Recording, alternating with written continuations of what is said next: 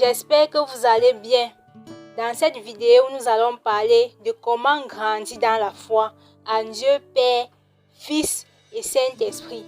Pour cela, j'ai mis en exergue ce texte biblique de Luc 7, des versets 1 à 10. Je vous invite à écouter. Après avoir donné tous ces enseignements au peuple, Jésus rentra à Capharnaüm. Le serviteur d'un officier était si malade qu'il était sur le point de mourir. Or, cet officier l'estimait beaucoup. Comme il avait entendu parler de Jésus, il envoya vers lui quelques Juifs importants pour lui demander de venir guérir son serviteur. Arrivé près de Jésus, ceux-ci insistent. Il mérite que tu fasses cela pour lui, car il aime notre nation et c'est lui qui a construit la synagogue. Jésus part donc avec eux quand déjà il n'est plus loin de la maison. L'officier envoie d'autres amis pour lui dire « Ne prenez pas tant de peine. Qui suis-je pour que vous veniez sous mon toit? C'est pourquoi déjà je n'ai pas voulu aller moi-même vous chercher. Dites seulement une parole et mon serviteur sera guéri. J'ai beau n'être qu'un subalterne, j'ai des soldats sous mes ordres, et quand je dis à l'un « Va », il va. À l'autre, je dis « Viens » et il vient. Et à mon serviteur « Fais cela » et il le fait. En l'entendant parler ainsi, Jésus était dans l'admiration. Il se tourna alors vers la foule qui le suivait et déclara « Je vous le dis, même en Israël, je n'ai pas rencontré une telle foi. » Les envoyés s'en revinrent à la maison. Ce fut pour y trouver le serviteur en parfaite santé. Parole du Seigneur. Nous parlons ici de la foi en Dieu, le Père créateur, au Fils Jésus-Christ, le Sauveur, et à l'Esprit Saint, le Sanctificateur. L'apôtre Paul a enseigné que la foi est une ferme assurance des choses qu'on espère et une démonstration de celles qu'on ne voit pas. Donc la foi en Dieu, Père, Fils et Esprit Saint nous appelle à avoir l'assurance que Dieu existe bel et bien et qu'il nous aime et qu'il agit dans nos vies. La foi nous appelle à espérer en des choses qu'on ne voit pas et à avoir confiance que Dieu, au nom de Jésus-Christ, va nous donner ce dont nous lui demandons s'il voit que cette chose-là est bien pour nous et que nous sommes prêts à la recevoir.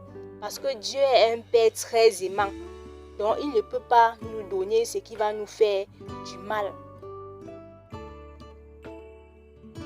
Toutefois, c'est l'espoir qui porte la vie.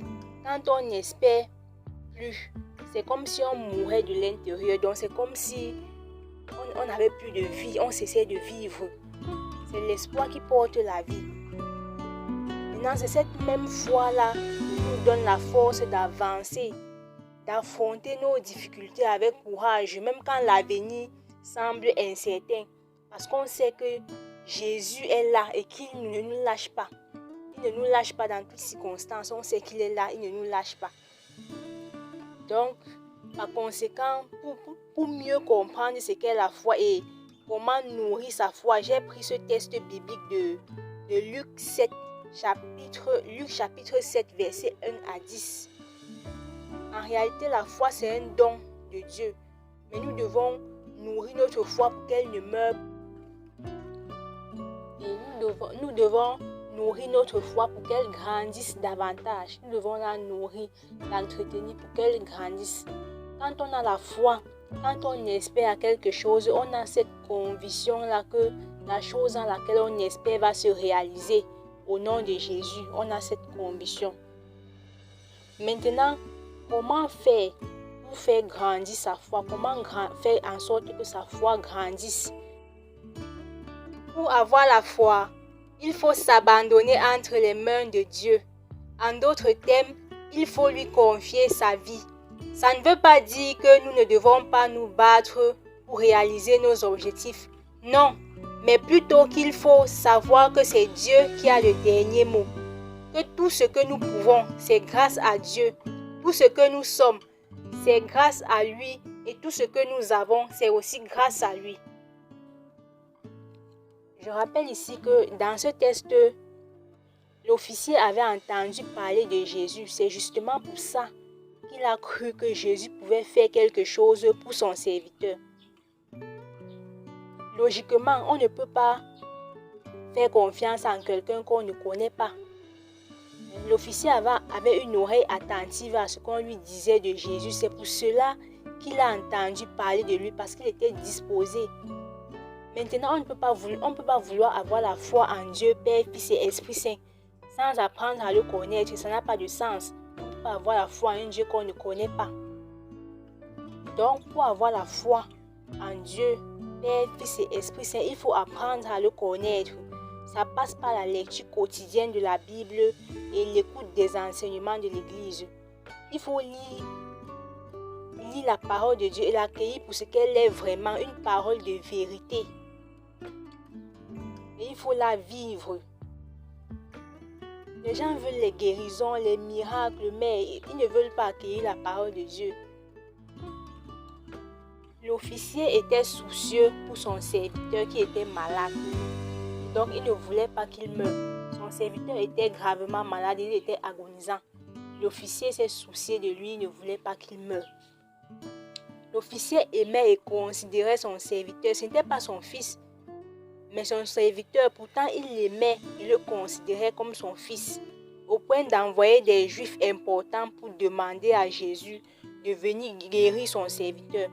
Ce que nous retenons ici, c'est l'amour, la considération et le fait de se soucier de l'autre. Quand on veut grandir dans la foi, on doit se soucier des autres. On doit aimer et on doit considérer l'autre. Ça, c'est un autre point que j'aborde. Je rappelle ici que cet amour ne doit pas être tourné seulement vers le prochain, mais aussi vers Dieu d'abord.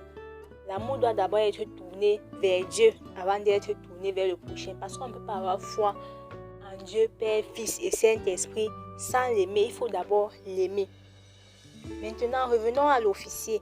Si l'officier a envoyé quelques Juifs importants d'aller parler à Jésus, c'est parce qu'il sentait que lui-même n'était pas digne de le rencontrer.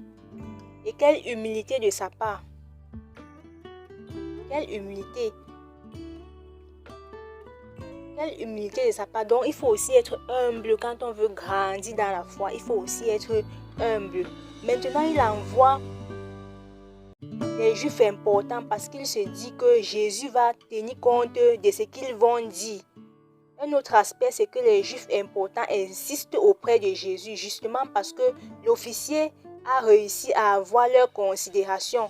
Peut-être que Jésus était réticent pour le fait d'aller chez lui, mais les Juifs ont plaidé pour l'officier.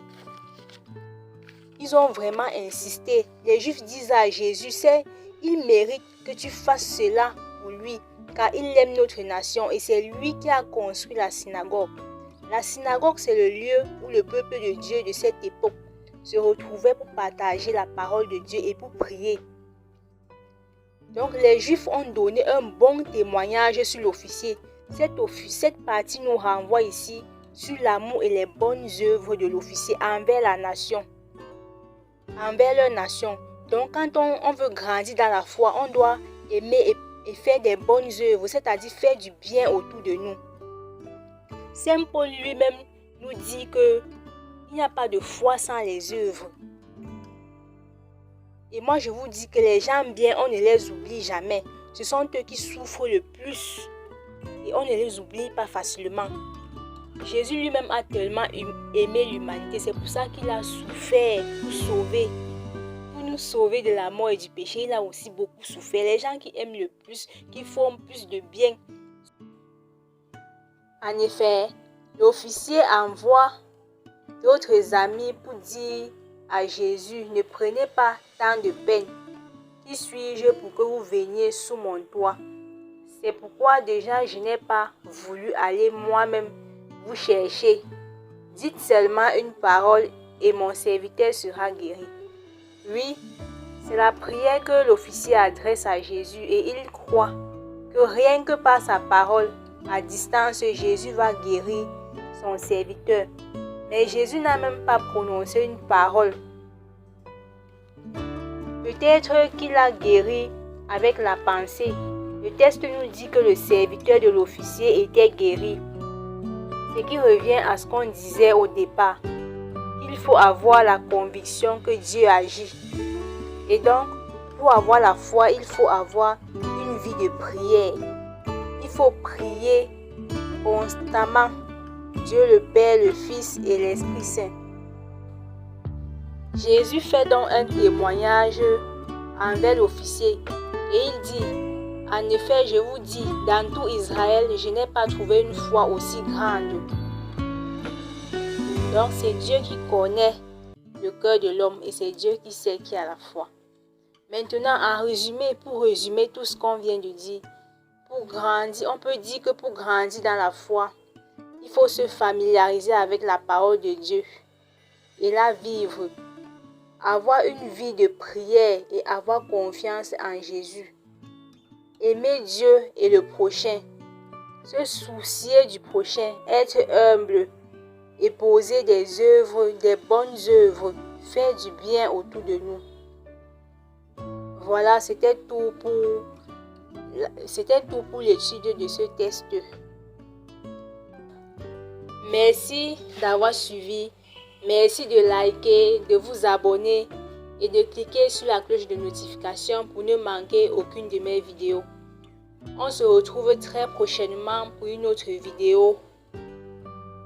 Soyez bénis au nom de Jésus-Christ.